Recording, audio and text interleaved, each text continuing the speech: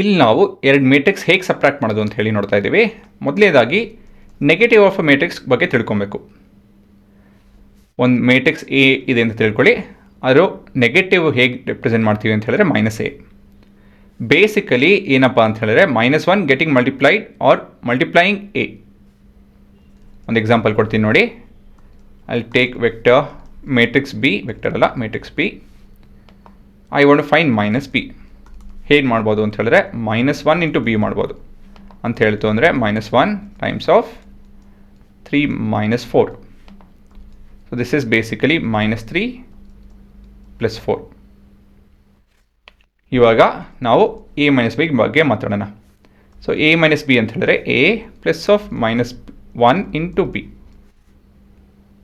So ಇವಾಗ ಅಕಸ್ಮಾತಾಗೆ ನಮ್ಮ ಹತ್ರ vector a is 4 and 10, vector b is 3 and -4, then a minus b is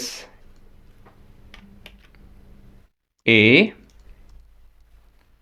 minus of 3 - 4.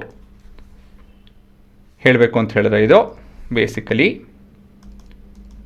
4 and 10 plus -3 and +4.